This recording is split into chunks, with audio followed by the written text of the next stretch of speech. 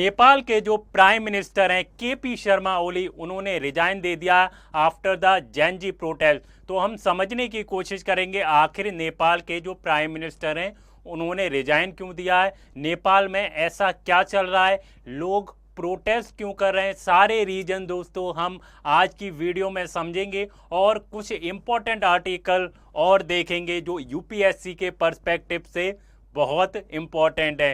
Welcome back to feedback IAS. I am Nasir Saifi, faculty of current affairs. आपका the Hindu के newspaper में स्वागत है।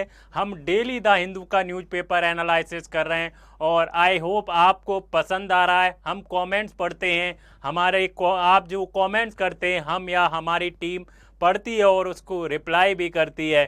तो फीडबैक आईएएस के साथ बने रहिए। फीडबैक आईएएस को सब्सक्राइब करना ना भूलें और कमेंट्स में ज़रूर बताएं दोस्तों आपको हमारा जो करंट अफेयर्स का जो क्लासेस हैं वो कैसी लग रही हैं, और शेयर करते रहिए। Share is very important. तो मैं आपको डेली बताता हूं कि करंट अफेयर्स कितना इंपॉर्टेंट है, करंट अफेयर्स का कितना बड़ा रोल है। मैं डेली आपको ये चीज़ समझाने की कोशिश कर रहा हूं कि करंट अफेयर्स को बिल्कुल भी स्किप ना करें। और हम जो आर्टिकल डेली लाते हैं दोस्तों वो द हिंदू का जो न्यूज़पेपर होता है उसका पूरा द हिंदू का न्यूज़पेपर एनालाइज करते हैं।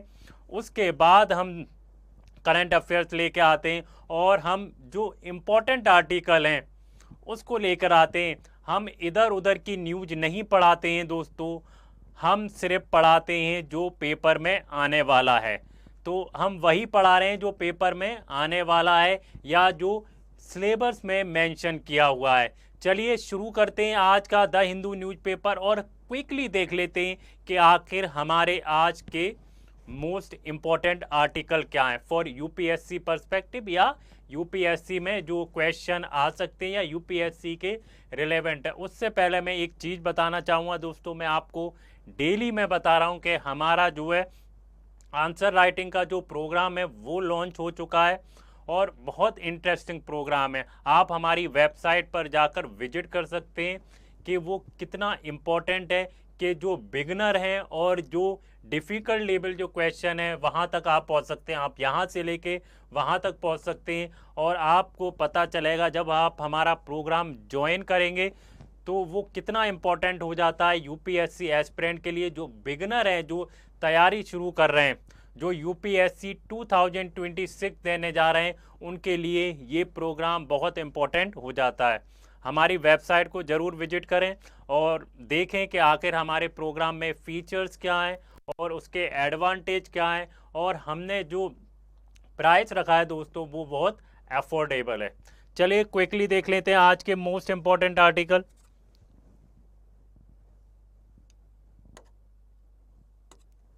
आज डेट कौन सी हो रही है? आज डेट हो रही है 10 सितंबर। कितनी हो रही है दोस्तों? आज 10 सितंबर हो रही है। तो हम 10 सितंबर का न्यूज़पेपर एनालिसिस करने जा रहे हैं और करंट अफेयर्स को दोस्तों बिल्कुल स्किप मत करिए।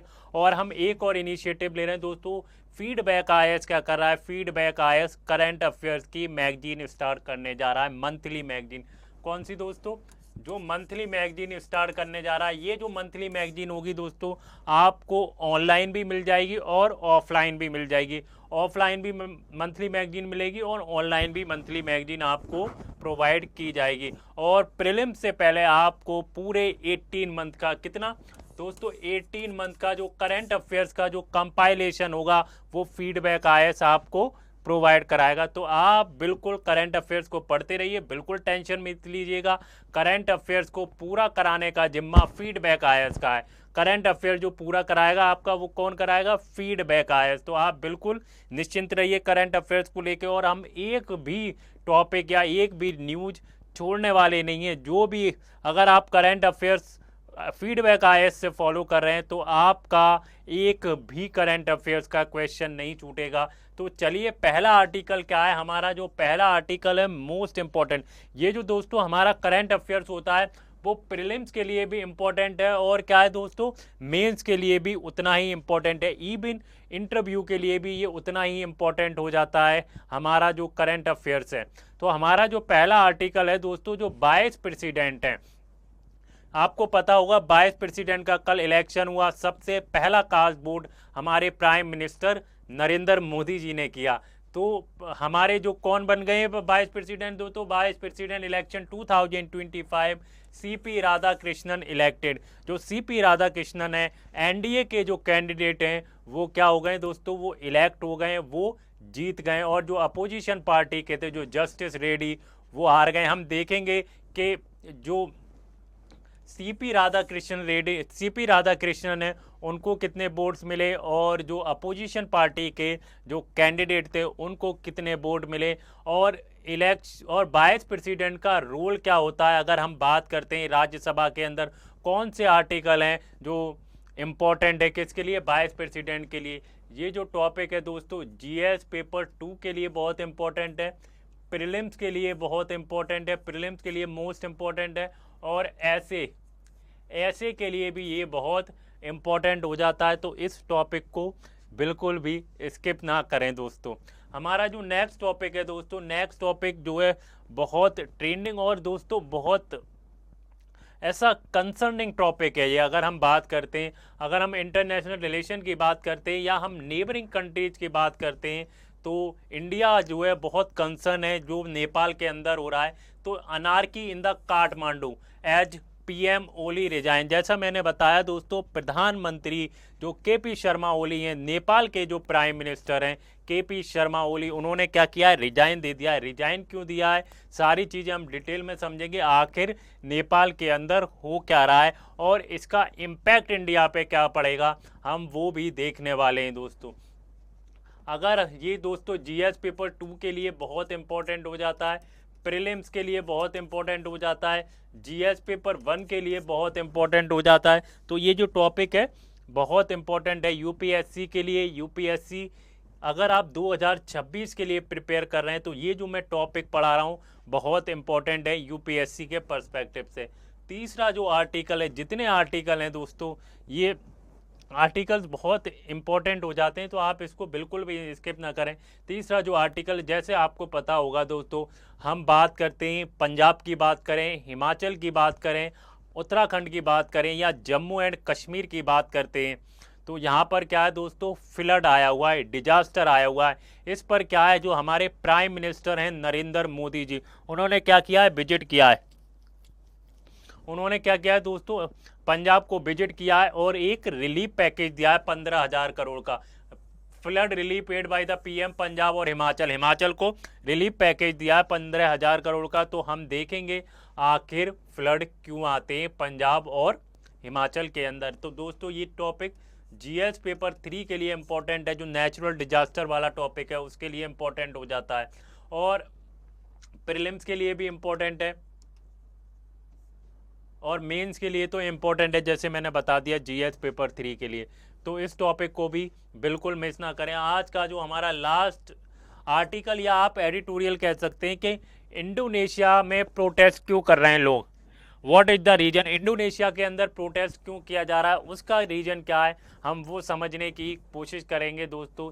ये हमारा जो आर्टिकल है, लास्ट आर्टिकल है, जीएस पेपर 2 के लिए आएगा और प्रीलिम्स के लिए आएगा और जीएस पेपर 1 के लिए आएगा। जीएस पेपर 1 के लिए कैसे आ सकता है दोस्तों, ज्योग्राफी, लोकेशन पर आपका ये टॉपिक आ सकता है। चलिए आगे बढ़ते हैं और आज का पहला आर्टिकल देख लेते हैं दोस्तों।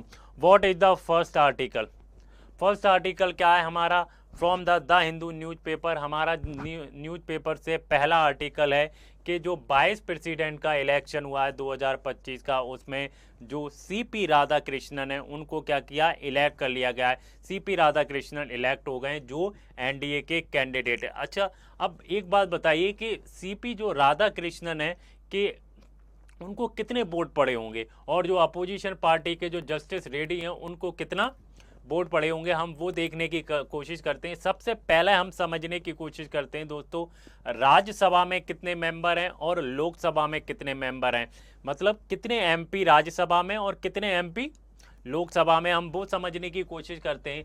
तो दोस्तों हमारा जो आर्टिकल क्या है, vice president elected 2025 CP Radhakrishnan elected. जो सीपी राधाकृष्णन है ये है सीपी राधाकृष्णन। सीपी राधाकृष्णन को क्या किया, इलेक्ट कर लिया गया है। तो हम समझने की कोशिश करते हैं, Radhakrishnan born by the margin 152 vote, 152 vote से जीते हैं दोस्तों। कितने, 152 वोट से जीते हैं। 98.2% ऑफ टोटल इलेक्ट्रोल, 98.2% ने क्या किया है, वोट डाला है। और comprising the both houses of parliament cast their ballot, cast their wallet.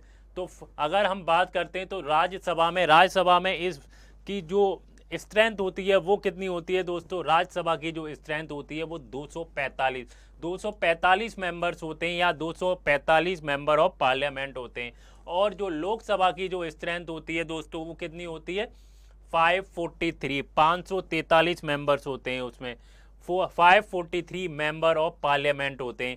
अभी अगर हम प्रेजेंट की बात करें तो प्रेजेंट में कितने मेंबर हैं राज्यसभा में दोस्तों, प्रेजेंट में जो मेंबर हैं वो 239 है। और अगर हम लोकसभा की बात करते हैं तो लोकसभा में कितने मेंबर हैं दोस्तों, लोकसभा में जो मेंबर हैं 542 मेंबर हैं लोकसभा के अंदर। आई मीन कि मेंबर ऑफ पार्लियामेंट जो हैं वो 542 हैं।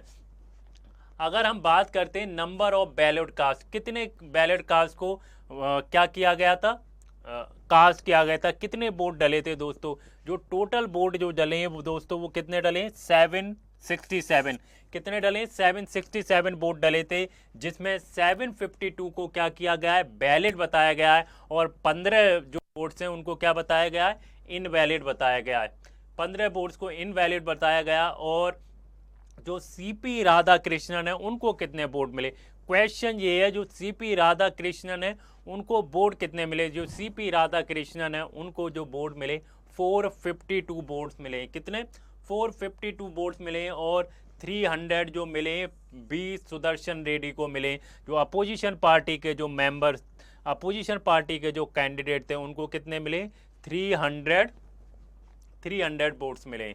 तो हमने ये बताने की कोशिश की आखिर कितने वोट किसको मिले, लोकसभा में कितने मेंबर्स होते हैं, राज्यसभा में प्रेजेंट स्ट्रेंथ क्या है, अभी वो हमने समझने की कोशिश की। आगे बढ़ें। अब मैंने जैसे बताया कि जो सीपी राधाकृष्णन है 17th वाइस प्रेसिडेंट बनेंगे। कितने, CP Radhakrishnan 17th vice president elect हुए हैं। और जैसे मैंने बताया इनको कितने 452 वोट मिले हैं और अपोजिशन पार्टी को 300 वोट्स मिले हैं। 15 वोट्स को क्या किया गया है, 15 वोट्स को दोस्तों इनवैलिड कर दिया गया है। और 14 एमपी को क्या कर दिया, एब्सेंट किया है। Effective electoral college 781 out of 788, turn out 770 MP voted, 98.2% की वोटिंग हुई है। तो ये मैंने आपको शुरू में बताया और ये मैंने इसको समराइज करने की कोशिश की है, आखिर कितने वोट्स पड़े। Electoral process of vice president, अगर हम बात करते हैं कि जो इलेक्टोरल प्रोसेस क्या होता है वाइस प्रेसिडेंट का, आखिर वाइस प्रेसिडेंट को इलेक्ट कैसे किया जाता है, तो अगर हम आर्टिकल 66 की बात करते हैं जो कॉन्स्टिट्यूशन में मेंशन किया गया है, तो इलेक्शन जो होता है दोनों जो हाउस होते हैं वो पार्टिसिपेट करते हैं। दोनों हाउसेस के जो मेंबर ऑफ पार्लियामेंट होते हैं, हम चाहे राज्यसभा की बात करें या लोकसभा की बात करें, तो दोनों मेंबर्स को क्या करना पड़ता है, वोट को कास्ट करना पड़ता है। अब वोट को कास्ट करने का प्रोसीजर क्या होता है दोस्तों, प्रोपोर्शनल रिप्रेजेंटेशन। प्रोपोर्शनल जो रिप्रेजेंटेशन होता है थ्रू सिंगल ट्रांसफरेबल वोट। अगर मैं इस पर दोस्तों प्रोपोर्शनल जो रिप्रेजेंटेशन होता है, अगर मैं इस पर बताने आया कि व्हाट इज प्रोपोर्शनल रिप्रेजेंटेशन, तो हमारी जो वीडियो है वो काफ़ी लंबी हो जाएगी। अगर आपको प्रोपोर्शनल रिप्रेजेंटेशन के बारे में समझना है या कॉम्प्रिहेंसिव वे में समझना है कि व्हाट इज प्रोपोर्शनल रिप्रेजेंटेशन, तो हम इस पर एक वीडियो बना सकते हैं। आप कमेंट्स में बताइए कि प्रोपोर्शनल रिप्रेजेंटेशन पे हमें वीडियो देनी चाहिए या नहीं देनी चाहिए। तो क्या होता है, सिंगल ट्रांसफरेबल वोट होता है और जो सीक्रेट बैलेट पर वोटिंग होती है, कैसी होती है, सीक्रेट बैलेट पे वोटिंग की जाती है। और अगर हम बात करते हैं दोस्तों वाइस प्रेसिडेंट क्या होता है, वाइस प्रेसिडेंट राज्यसभा का जो होता है एक्स ऑफिशियो क्या होता है, चेयरमैन होता है। जैसे आप अगर लोकसभा में देखें तो लोकसभा का जो रोल लोकसभा में जो स्पीकर का रोल है वही राज्यसभा में किसका रोल है, वाइस प्रेसिडेंट का रोल है। लेकिन डिफरेंस क्या है वाइस प्रेसिडेंट और स्पीकर में? स्पीकर क्या है दोस्तों, स्पीकर लोकसभा तक सीमित होता है। और वाइस प्रेसिडेंट का क्या रोल है, अगर मान लीजिए किसी भी वजह से ये रिजाइन, अगर प्रेसिडेंट रिजाइन दे दें या उनको कुछ हेल्थ इशू हो, इलनेस हो या रिमूव किया जाए, तो अगर इलेक्शन टाइम पे नहीं हो पा रहा तब क्या करते हैं, वाइस प्रेसिडेंट एक्टिंग प्रेसिडेंट का रोल निभाते हैं। वो प्रेसिडेंट की सीट पर बैठते हैं जब तक नए प्रेसिडेंट इलेक्ट नहीं हो जाते, और उनको वो सारे बेनिफिट्स मिलते हैं जो प्रेसिडेंट को मिलते हैं, अलाउंस से लेके, सैलरी से लेके, पावर से लेके, सारी चीज़ें किसको, वाइस प्रेसिडेंट को मिलते हैं। और वाइस प्रेसिडेंट का रोल सेम है जो रोल स्पीकर का होता है, कुछ पावर्स में ऊपर नीचे, लेकिन सेम रोल ही है स्पीकर और चेयरमैन का। वो क्या करते हैं, राज्यसभा का जो बिजनेस है वो उसको राज्यसभा को चलाने का काम करते हैं। और राज्यसभा में जो बिजनेस है, डिबेट्स हो गई, रेजुलेशन हो गई, सारा जो है राज्यसभा के जो चेयरमैन है उनके थ्रू चलाया जाता है। तो राज्यसभा के एक्स ऑफिशियो चेयरमैन होते हैं। अच्छा, पॉलिटिकल सिग्निफिकेंस क्या है उसकी, what is the political significance? अगर हम पॉलिटिकल सिग्निफिकेंस देखेंगे तो दोस्तों एनडीए ने क्या किया, एनडीए ने कंसोलिडेट की अपनी स्ट्रेंथ, और दोस्तों एक्स्ट्रा वोट्स लिए क्रॉस वोटिंग के जरिए। किसके, क्रॉस वोटिंग के जरिए। Opposition fail short of the expected tally 324। Opposition को क्या 324 वोट मिल रहे थे, लेकिन उनको कितने मिले, 300। पीएम मोदी ने क्या कहा है, पीएम मोदी ने कहा है जो वाइस प्रेसिडेंट है वो क्या है, कॉन्स्टिट्यूशनल जो वैल्यूज हैं उनको क्या करेंगे, उनको स्ट्रेंथन करेंगे। कांग्रेस क्या है, आइडियोलॉजिकल फाइट थी, respect for dignity for opposition. Justice Reddy ने क्या कहा है, stress dialogue, dissent and fraternity. किन चीज़ों पे स्ट्रेस किया है जो जस्टिस रेड्डी हैं, उन्होंने स्ट्रेस किया है, डायलॉग पर स्ट्रेस किया है, डिसेंट पर और फ्रेटर्निटी पे। आगे बढ़ें तो ये हमने देखने की कोशिश कर रहे हैं आखिर वाइस प्रेसिडेंट का पॉलिटिकल सिग्निफिकेंस क्या है। अच्छा, पॉलिटिकल सिग्निफिकेंस क्या है, तो दोस्तों ये था हमारा आज का जो आर्टिकल है वाइस प्रेसिडेंट के ऊपर। अगर आपको कोई भी ऐसे इस पर क्वेश्चन है वाइस प्रेसिडेंट के ऊपर, तो हम इसको अगले सेशन में एड्रेस कर सकते हैं। तो आप मुझे कमेंट्स में ज़रूर बताइए कि आखिर इस आर्टिकल में और क्या जानना है आपको, यूपीएससी से रिलेटेड जो भी चीज़ें आपको जाननी क्या है। वैसे अगर आपको वाइस प्रेसिडेंट के बारे में जानना है तो हमारी ऑलरेडी जो है हमने वीडियो बना दी है वाइस प्रेसिडेंट के ऊपर, आप जाकर देख सकते हैं दोस्तों। हमारा जो प्लेलिस्ट है उसमें ये वीडियो बनी हुई है। आगे बढ़ें, अब हमारा जो नेक्स्ट आर्टिकल है दोस्तों, आप मुझे ये बताइए कि नेपाल के जो प्राइम मिनिस्टर हैं केपी शर्मा ओली, उन्होंने रिजाइन क्यों दिया है, उसका क्या रीज़न है, क्यों रिजाइन दिया, और इतना बड़ा प्रोटेस्ट क्यों हो रहा है नेपाल के अंदर इतना हड़कंप क्यों मचा हुआ है, उसका रीज़न क्या है, आप मुझे कमेंट्स में ज़रूर बताइए। क्योंकि पॉलिटिकल डेवलपमेंट हुआ है कहाँ पर, नेपाल के अंदर, और कैसे इम्पैक्ट पड़ेगा इंडिया के ऊपर, हम वो सारी चीज़ें देखने की कोशिश करेंगे। और इंडिया का क्या स्टैंड है, इंडिया ने क्या कहा है, तो सारी चीज़ें हम डिटेल में देखेंगे।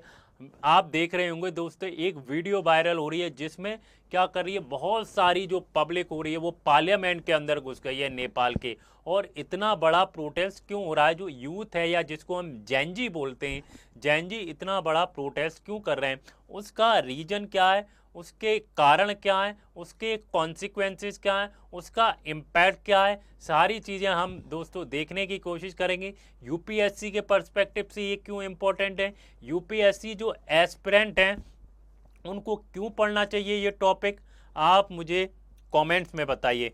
तो हमारा जो टॉपिक है दोस्तों क्या है, नेपाल में अनार्की आ गई है। हम बात करते हैं दोस्तों काठमांडू पीएम कोली रिजाइन। तो प्रधानमंत्री जो है नेपाल के, उन्होंने रिजाइन दे दिया, जो केपी शर्मा ओली हैं।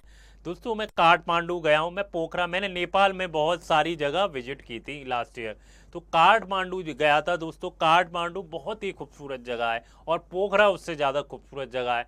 तो पार्श्वनाथ मंदिर गया था। तो दोस्तों काठमांडू एक ऐसी जगह है कि वहाँ पर यूथ बहुत है, बहुत सारे यूथ रहते हैं काठमांडू के अंदर, बिकॉज क्योंकि और सारी जो जगह है वहाँ पर पॉपुलेशन बहुत कम है, क्योंकि वो एक हिमालय वाला रीजन है। तो जो काठमांडू है एक प्रॉपर सिटी है वहाँ पर काठमांडू, वहाँ पर लोग बहुत ज़्यादा रहते हैं, तो वहाँ पर यूथ बहुत ज़्यादा रहती है। अब हम ये समझने की कोशिश करते हैं आखिर जो प्राइम मिनिस्टर हैं नेपाल के, उन्होंने रिजाइन क्यों दिया है। रिजाइन इसलिए दिया है दोस्तों कि गवर्नमेंट, रिजाइन क्यों दिया है दोस्तों, रिजाइन इसलिए दिया है, उसका रीजन ये है कि जो गवर्नमेंट है नेपाल की, उन्होंने क्या किया है, एक तो सोशल मीडिया के ऊपर बैन लगा दिया, सारे सोशल मीडिया के ऊपर। अगर हम इंस्टाग्राम की बात करते हैं, फेसबुक की बात करते हैं, ट्विटर की बात करते हैं, टेलीग्राम की बात करते हैं, तो सारे जितने भी सोशल मीडिया प्लेटफॉर्म होते हैं उसके ऊपर बैन लगा दिया। अगर आप जानते होंगे दोस्तों, आज का जो यूथ है, यूथ की जो जान बसती है जिन चीज़ों में, वो क्या है दोस्तों, वो है सोशल मीडिया। आप इंस्टाग्राम पर रील देखें या आप यूट्यूब पर शॉर्ट देखें, तो सारी चीज़ें, मान लिया कि इंस्टाग्राम पर बैन लगाया तो ठीक है, लेकिन यूट्यूब पे बैन नहीं लगाना चाहिए था। यूट्यूब से क्या करते हैं, बहुत सारे बच्चे क्या करते हैं, पढ़ाई करते हैं। ये कह सकते हैं कि इंस्टाग्राम जो है छपरियों का ऐप है, बट यूट्यूब नहीं है। यूट्यूब से तो बच्चों को एजुकेशन मिलती है। तो इसलिए क्या कर रहे हैं, बहुत ज़्यादा प्रोटेस्ट कर रहे हैं वहाँ का यूथ। इसको क्या बोला जा रहा है दोस्तों, इसको बोला जा रहा है जैन जी प्रोटेस्ट। क्या बोला जा रहा है, जैन जी प्रोटेस्ट बोला जा रहा है।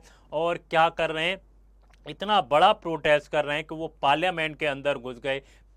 जो पीएम का जो हाउस था, जो प्राइवेट हाउस था, उस पर अटैक कर रहे हैं। और जो जितने भी मिनिस्टर हैं केपी शर्मा ओली के, उनके घरों पर अटैक किया जा रहा है। और दूसरा सबसे बड़ा रीजन है कि एंटी करप्शन, कि उसमें गवर्नमेंट में करप्शन बहुत हो रहा है, बहुत ज़्यादा करप्शन हो रहा है। इसलिए क्या कर रहे हैं, ये लोग बहुत प्रोटेस्ट कर रहे हैं। तो हमारा जो आर्टिकल है रिजाइन कर दिया है। तो क्या किया है, पीएम ओली जो है, केपी शर्मा ओली ने रिजाइन कर दिया ट्यूसडे को। रेजिग्नेशन कब आया दोस्तों, तो प्रोटेस्ट हुआ। प्रोटेस्ट के अंदर क्या हुआ, प्रोटेस्ट के अंदर 19 लोग मारे गए, 19 पीपल, 19 लोग मारे गए। तो उससे एकदम हड़कंप मच गया कि 19, जब पुलिस ने जब अटैक किया, जब नेपाल की पुलिस ने रिटेलिएट किया, तो क्या हुआ, 19 लोग मारे गए। तो उससे क्या हुआ, जो यूथ जो है और ज़्यादा भड़क गया। क्या हो गया, और ज़्यादा। रेजिग्नेशन कब आया, जब 19 लोग मारे गए इन द पुलिस फायरिंग।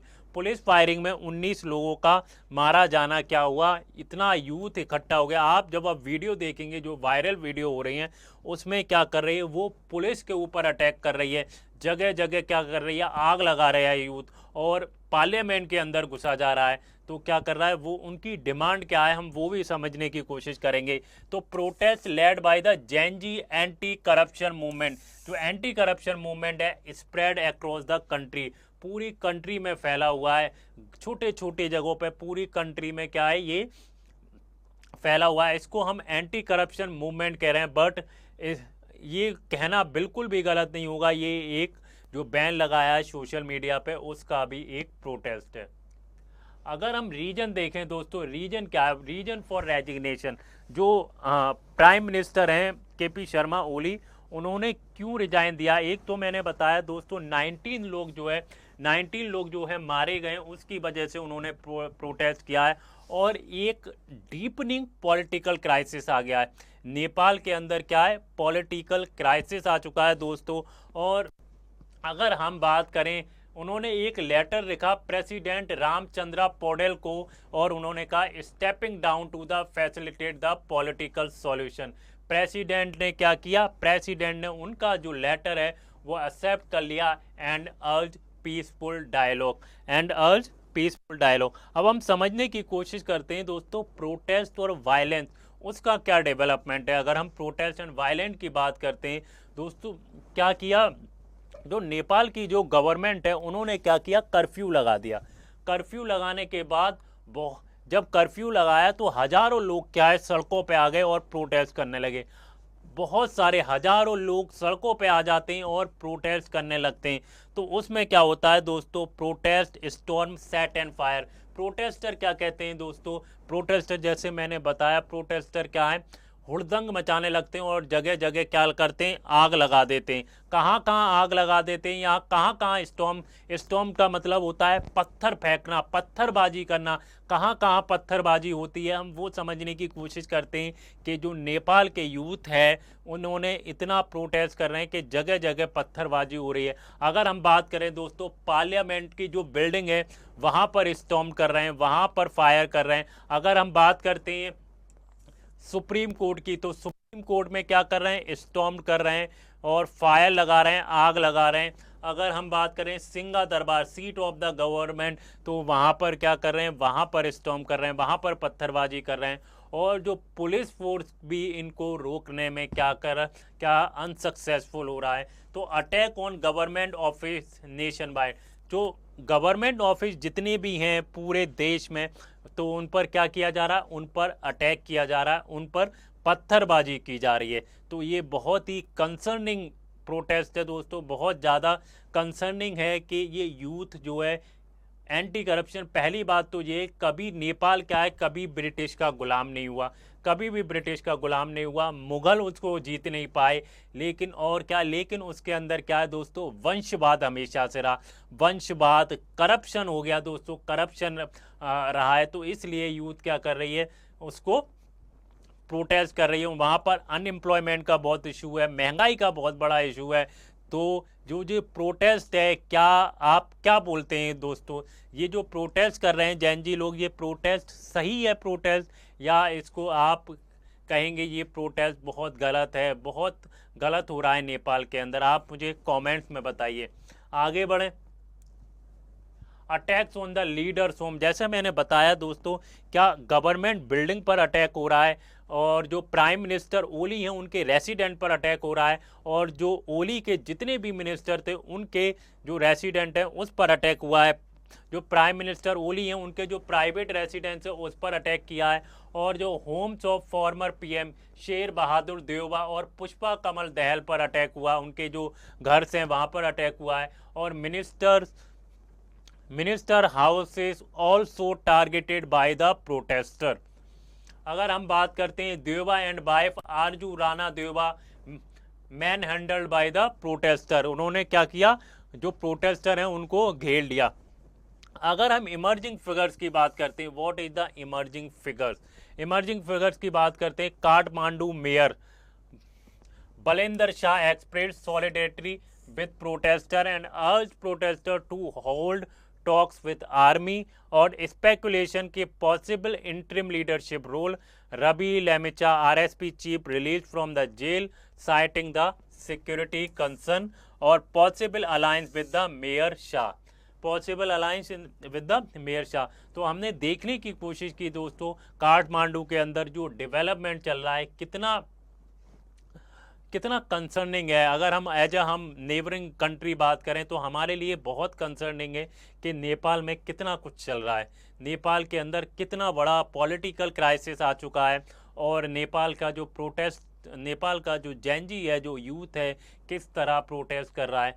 तो जितनी भी कंट्रीज हैं, आसपास की जो कंट्री है इंक्लूडिंग इंडिया, हमें ये सीखना चाहिए कि हमें क्या, जो करप्शन हो गया और जो यूथ की जो प्रॉब्लम है उसको एड्रेस करना चाहिए, चाहे एम्प्लॉयमेंट हो, चाहे महंगाई हो, चाहे करप्शन हो, चाहे सोशल मीडिया हो। तो इन चीज़ों को हमें एड्रेस करना चाहिए। हमें ये सीख मिलती है, इससे जो भी इंसिडेंट होते हैं हमें कुछ ना कुछ सिखा कर जाते हैं कि हमें क्या गलतियां नहीं करनी है। इतिहास क्या होता है, व्हाट इज हिस्ट्री। दोस्तों मैं हिस्ट्री का टीचर हूं, तो मैं हिस्ट्री पढ़ाता हूं, तो मैं बताता हूं आपको व्हाट इज हिस्ट्री क्या होती है। हिस्ट्री, इतिहास वो होता है कि जो गलतियां इतिहास में हमारे लोगों ने की है या किसी ने भी की है, उन गलतियों को हम दोहराएं ना, उन गलतियों को हम रिपीट ना करें। तो इसलिए हमें कुछ ना कुछ इस इंसिडेंट से सीखना चाहिए, और ये इंटरनेशनल रिलेशन के लिए, जीएस पेपर 2 के लिए और प्रीलिम्स के लिए बहुत इम्पोर्टेंट हो जाता है। आप इस टॉपिक को बिल्कुल भी मिस ना करें दोस्तों। आगे बढ़ें। Flood relief and by the PM Punjab and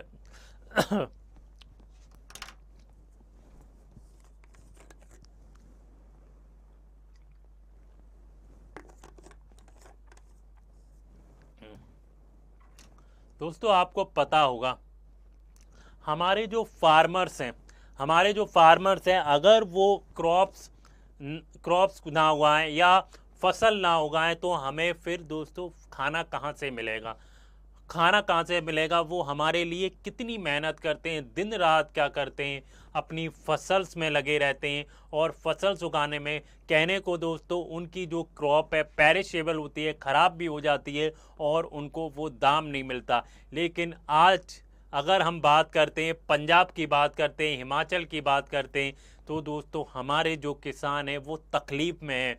वहाँ पर बहुत बाढ़ आई हुई है, उनके घर के घर डूब गए, जिससे वो अपना लाइवलीहुड चलाते थे। भैंसों की भैंसें चली गई हैं कहीं तैर के।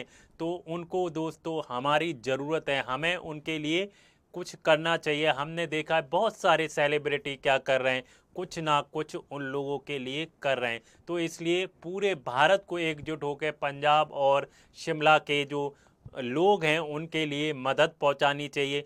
चाहे खाने की मदद हो, चाहे कोई चीज़ की मदद हो, या उनको रिहेबिलिटेट करने की मदद हो, तो हमें क्या है पंजाब के अंदर मदद पहुंचानी चाहिए। पंजाब हमेशा से क्या है देश के साथ खड़ा रहा है। तो इसी में जो है प्राइम मिनिस्टर हमारे जो नरेंद्र मोदी जी हैं वो क्या है पंजाब पहुँचे हैं, पंजाब विजिट पर हैं।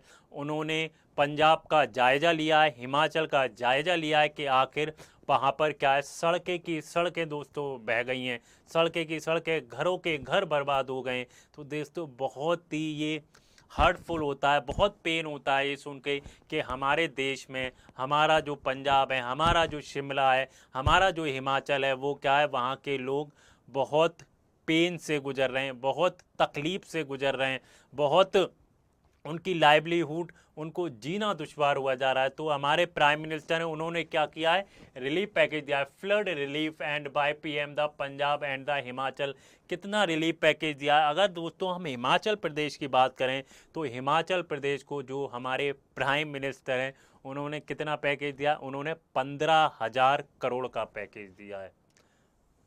और अगर हम पंजाब की बात करते हैं तो पंजाब को 15,000 नहीं 1,500 करोड़ का पैकेज दिया है हिमाचल प्रदेश को। और पंजाब को कितना दिया है, पंजाब को दिया है 1,600 करोड़ का पैकेज। कितना, 1,600 करोड़ का पैकेज दिया है। और एक्स ग्रांटिया क्या है दोस्तों, 2 लाख रुपए डिक्रीज कर दिए और 50,000 2 लाख रुपए क्या है दोस्तों डिसीज को दिए जाएंगे।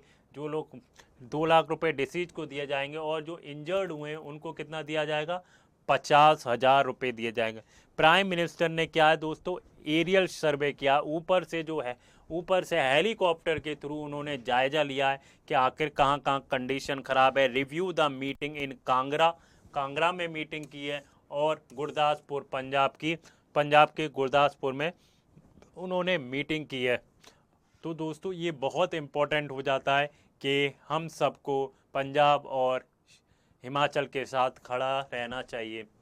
आगे बढ़ें, गवर्नेंस मेजर क्या है, what is the governance measure. अगर हम गवर्नेंस मेजर्स की बात करते हैं दोस्तों, अगर हम बात करते हैं पीएम आवास योजना, घरों का पुनर्निर्माण, घरों का क्या हो दोस्तों पुनर्निर्माण हो पीएम आवास योजना के तहत। और अगर हम बात करते हैं दोस्तों PMNRF relief fund, immediate assistant होना चाहिए। हाईवे को क्या करना चाहिए, रीस्टोरेशन करना चाहिए, हाईवे का तुरंत रीस्टोरेशन करना चाहिए। और लाइवलीहुड जो मिनी किट्स हैं वो प्रोवाइड करना लाइव स्टॉक जो मिनी किट्स हैं वो प्रोवाइड कराने चाहिए। Geo tagging of the damage house in Himachal, special project under the प्रधानमंत्री आवास योजना ग्रामीण फॉर पंजाब, जो घर टूट गए, घर बर्बाद हो गए, उनको दोबारा से क्या करना चाहिए, रीबिल्ड करना चाहिए। इश्यूज क्या हैं दोस्तों, क्रिटिसिज्म क्या है, क्या जो प्राइम मिनिस्टर ने पैकेज दिया है वो काफ़ी है, वो इनएडुकेट तो नहीं है। ये हम देखते हैं कि आखिर अपोजिशन पार्टीज क्या कह रही हैं, पॉलिटिकल पार्टीज क्या कह रही हैं, पैकेज इनएडुकेट। जो पैकेज दिया गया है वो इनएडुकेट है, ना तो पंजाब के लिए ये कोई फ़ायदा होगा इससे, ना ही हिमाचल के लिए ऐसा कोई इम्पैक्ट पड़ेगा इतने कम पैसों में।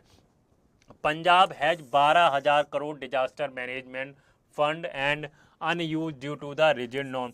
कितना डिजास्टर मैनेजमेंट फंड है पंजाब का दोस्तों, पंजाब के पास है 12,000 करोड़। और loan waiver demand for farmer sustainable और populist, relief versus long term resilience gap, release versus long term resilience gap.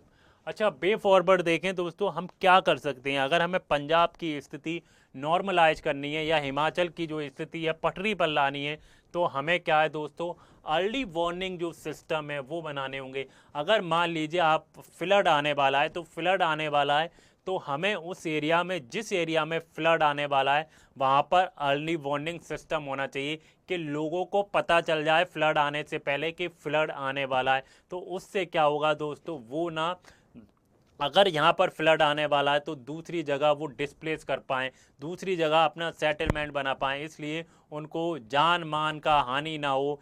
तो सबसे पहला क्या है, अर्ली वार्निंग सिस्टम होना चाहिए। और दूसरा क्या है दोस्तों, flood plain zoning and state urban planning. तो दोस्तों क्या होता है, जैसे एक तो प्रॉब्लम ये है कि हमारी जो प्रॉब्लम है ड्रेनेज सिस्टम की प्रॉब्लम है। अगर फ्लड आता है तो हमें स्ट्रिक्ट अर्बन प्लानिंग होनी चाहिए और जो फ्लड प्लेन जोनिंग है उनको बनाना चाहिए। तो इससे क्या होगा, हम फ्लड से बच सकते हैं। तीसरा रीजन क्या है दोस्तों, decentralise and flexible disaster fund. हमें जो डिजास्टर फंड है उसको डिसेंट्रलाइज करना चाहिए और flexible disaster fund. Community based disaster management, community based disaster management करना चाहिए। जो कम्युनिटी बेस्ड है उनको भी इसमें पार्टिसिपेट करना चाहिए और जो रिजिलियंट इंफ्रास्ट्रक्चर इन्वेस्टमेंट है उसको करना चाहिए। तो दोस्तों हमें जो पंजाब है, जो हिमाचल प्रदेश है, उसके साथ खड़े रहना है और उनको मदद पहुंचाते रहना है। और गवर्नमेंट को भी क्या है, मेजर्स लेने चाहिए और उनको रिलीफ प्रोवाइड करानी चाहिए, क्योंकि आज हमारा पंजाब और वो तकलीफ में है। चलिए आगे बढ़ें।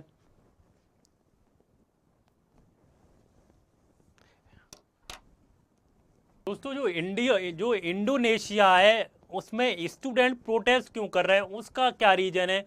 बहुत सारे जो स्टूडेंट हैं वहाँ पर प्रोटेस्ट कर रहे हैं। इंडोनेशिया के अंदर भी प्रोटेस्ट चल रहा है। जैसे आपको पता होगा नेपाल के अंदर बहुत बड़ा प्रोटेस्ट चल रहा है, जिसकी वजह से क्या किया है, वहाँ के जो प्राइम मिनिस्टर हैं केपी शर्मा ओली ने रिजाइन दे दिया है। उसी तरह क्या हो रहा है, इंडोनेशिया के अंदर प्रोटेस्ट चल रहा है।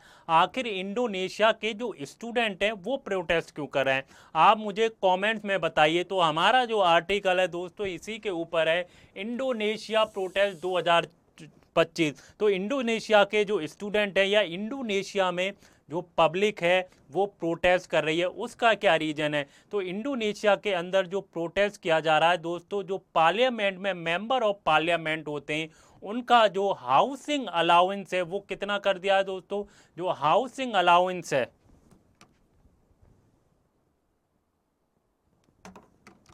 उनका जो हाउसिंग अलाउंस है वो 50 मिलियन रुपया कर दिया है, जो जकार्ता का जो मिनिमम वेज होता है उससे 10 टाइम्स ज़्यादा है। कितना, जो जकार्ता का मिनिमम वेज है उससे 10 टाइम्स ज़्यादा है। इसकी वजह से क्या कर रहे हैं स्टूडेंट, क्या कर रहे हैं, प्रोटेस्ट कर रहे हैं और बहुत ही प्रोटेस्ट कर रहे हैं और प्रोटेस्ट कर रहे हैं बहुत ही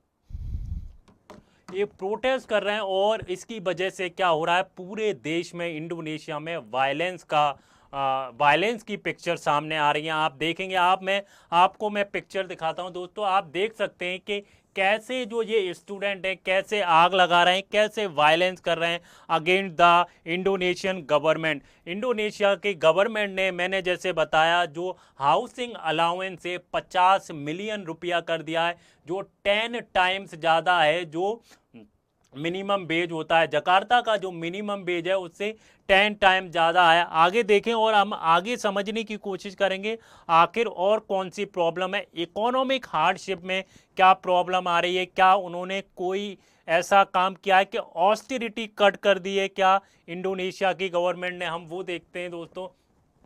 आप ये सेकंड पिक्चर देख सकते हैं दोस्तों, कैसे स्टूडेंट क्या है, प्रोटेस्ट कर रहे हैं। Trigger peaceful protest again MP housing park. आपको पता होगा दोस्तों, ये जितने भी स्टूडेंट हैं पार्लियामेंट के सामने जाकर पीसफुल प्रोटेस्ट कर रहे थे। पीसफुल प्रोटेस्ट कैसे वायलेंस प्रोटेस्ट में चेंज हो जाता है वो हम समझने की कोशिश करेंगे। आखिर पीसफुल प्रोटेस्ट किया क्यों जा रहा था? पीसफुल प्रोटेस्ट इसलिए किया जा रहा था क्योंकि जो मेंबर ऑफ पार्लियामेंट हैं इंडोनेशिया के, उनका जो हाउसिंग अलाउंस है वो कितना कर दिया था? हाउसिंग जो अलाउंस है 50 मिलियन रुपया कर दिया था, जो 10 टाइम्स ज़्यादा है मिनिमम वेज से जकार्ता के।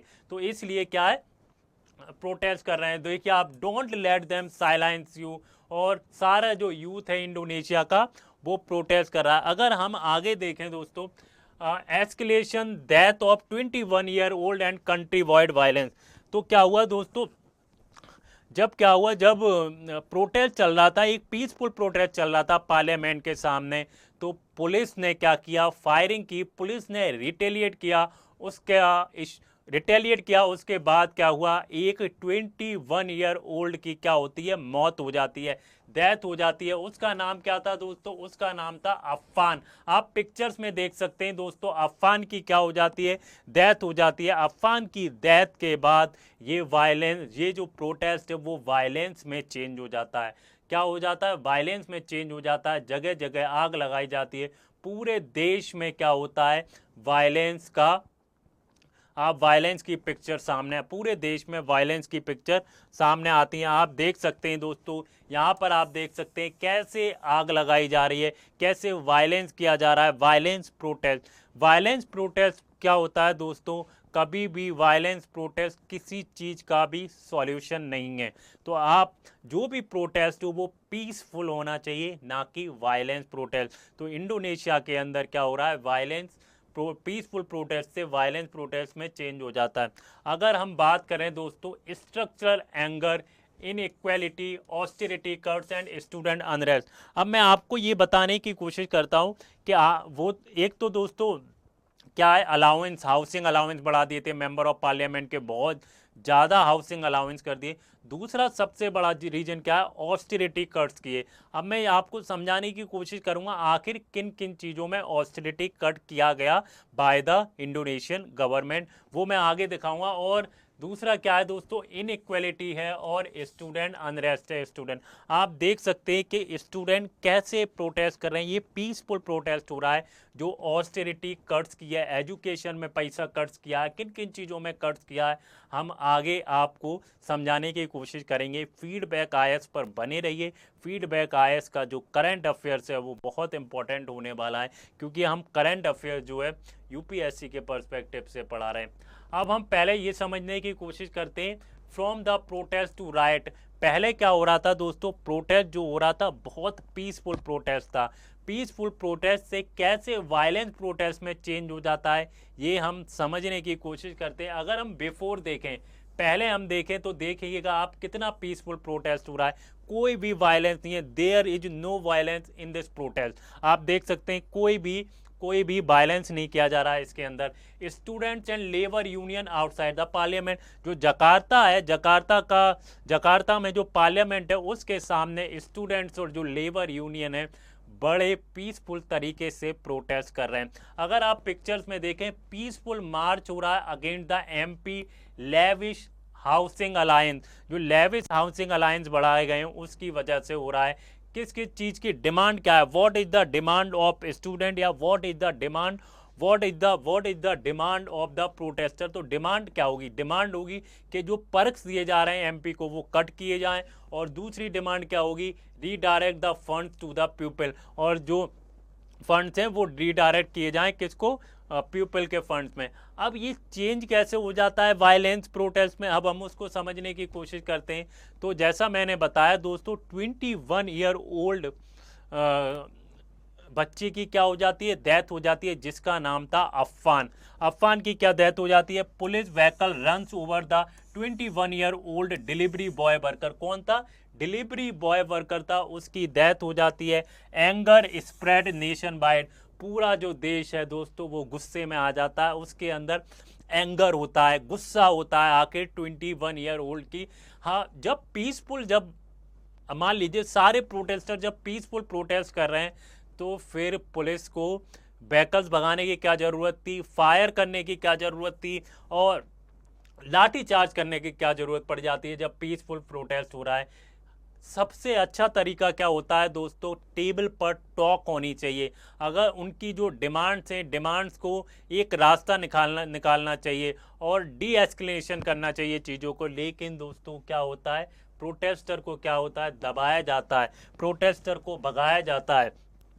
बर्निंग द बिल्डिंग, एंगर, जब नेशन वाइड एंगर हो गया कि पूरा जो स्टूडेंट हैं या पूरा देश गुस्से में आ गया, तो क्या है, नेशन वाइड जो बिल्डिंग है वो जलाई गई, जो गवर्नमेंट बिल्डिंग है जलाई गई, उसको लूटा गया, अटैक किया गया। जो ऑफिशियल्स होम्स होते हैं या जो लीडर्स के जो होम हैं उनको क्या किया गया, उन पर स्टोन फेंके गए, उनको दोस्तों जलाया गया। तो ये सारी चीज़ें क्या की गई हैं और 3,000 से ज़्यादा लोग क्या हो गए, 3,000 से ज़्यादा लोग अरेस्टेड हो गए हैं, और जिसमें 7 लोगों की मौत हो गई है, 20 लोग अभी भी मिसिंग हैं। कितने, 3,000 से ज़्यादा लोग तो अरेस्ट कर लिए गए हैं, जेल में डाल दिए गए हैं, और 20 लोगों की दोस्तों मौत हो गई है, और 7 लोगों की मौत हो गई है, 20 लोग अब भी दोस्तों मिसिंग हैं। आगे बढ़ें। One tragic incident turn the year frustration into the nationwide rage. अब हम दोस्तों ये देखने की कोशिश करते हैं ऑस्टेरिटी कट किस किस चीज़ में किया गया है। जैसे अलाउंस बढ़ा दिया, लेविश अलाउंस बढ़ा दिया है एमपी का, लेकिन इंडोनेशिया की गवर्नमेंट ने कट किन किन चीज़ पे किया गया। अगर हम पब्लिक वर्क्स की बात करते हैं तो पब्लिक वर्क्स में जो फंड है 17% कट कर दिया गया है। कितना, 17% पब्लिक वर्क्स में कट कर दिया गया। अगर हम इकोनॉमिक अफेयर्स की बात करते हैं, इकोनॉमिक अफेयर्स में 52% जो फंड है वो कट कर दिया गया है। कितना, 52%। अगर हम एजुकेशन की बात करते हैं तो दोस्तों एजुकेशन के अंदर 25% का जो फंड है वो कट कर दिया गया है। जो हायर एजुकेशन में 25% का जो फंड एलोकेशन है वो उसको क्या किया गया, उसको कट कर दिया गया है। तो ये बहुत ही स्टूडेंट के साथ इनजस्टिस है कि आप क्या कर रहे हैं, पब्लिक वर्क्स को कट कर रहे हैं, इकोनॉमिक अफेयर्स को कट कर रहे हैं, हायर एजुकेशन के फंड को कट कर रहे हैं। तो ये बहुत अनफेयर हो जाता है। इसलिए जो इंडोनेशिया का यूथ है, इंडोनेशिया का स्टूडेंट है, वो क्या कर रहा है, वो कट कर रहा है। क्या कट कर रहा है, वो प्रोटेस्ट कर रहा है। अगर आप पीसफुल प्रोटेस्ट से नहीं मान रहे हैं, आप नहीं है 21 ईयर ओल्ड की आपके चक्कर में मौत हो जाती है, डेथ हो जाती है, उसकी वजह से पूरा जो इंडोनेशिया का यूथ है पूरे देश में गुस्से में आ जाता है। जगह जगह वायलेंस होते हैं, जगह जगह आग लगाई जाती है, जगह जगह पत्थरबाजी होती है, और जो मिनिस्टर्स के होम होते हैं उनको जलाया जाता है, उनके पर पत्थरबाजी होती है। तो दोस्तों ये जो इंसिडेंट हैं, जो बहुत सारी कंट्रीज को इनसे सीखना चाहिए कि हमें अपने देश को चलाना कैसे, अपने देश को मैनेज कैसे करना है। हमें अपने यूथ को समझना चाहिए, उनकी प्रॉब्लम को समझना चाहिए, उनकी प्रॉब्लम्स को एड्रेस करना चाहिए। अगर आप यूथ की प्रॉब्लम्स को एड्रेस नहीं करेंगे तो ऑब्वियस सी बात है फिर यूथ सड़कों पे आएगा। क्या आएगा, फिर तो यूथ क्या करेगा, सड़कों पर आएगा, फिर प्रोटेस्ट होंगे, पीसफुल प्रोटेस्ट करेगा, फिर वायलेंस प्रोटेस्ट में कन्वर्ट हो जाएगा। इसलिए इससे पहले कि कोई प्रोटेस्ट करे, आप उनकी प्रॉब्लम को एड्रेस करें, यूथ की प्रॉब्लम को सुने, उनकी बात सुने और टेबल पर बात करें यूथ की। और यूथ के बात होनी चाहिए, चाहे अनएम्प्लॉयमेंट की बात हो, चाहे आप पर्क्स बढ़ा देते हैं, या उनका जो फ्यूचर है, फ्यूचर के साथ बिल्कुल भी कॉम्प्रोमाइज़ ना करें। ये बहुत इम्पॉर्टेंट हो जाता है। और ये दोस्तों ये टॉपिक जीएस पेपर 2 के लिए बहुत इम्पॉर्टेंट हो जाता है, आप बिल्कुल भी मिस ना करें। तो दोस्तों ये थे मेरे आर्टिकल। अगर आपको पसंद आए हो तो प्लीज़ लाइक करें, शेयर करें और कमेंट्स में ज़रूर बताएं आपको मेरा वीडियो कैसा लगा। हम डेली करंट अफेयर्स ला रहे हैं और भी हमारे प्रोग्राम लॉन्च होने जा रहे हैं। तो फीडबैक आए इसके साथ बने रहिए और कमेंट्स में ज़रूर बताइए और हमारी वीडियो को शेयर करते रहिए। Thank you guys.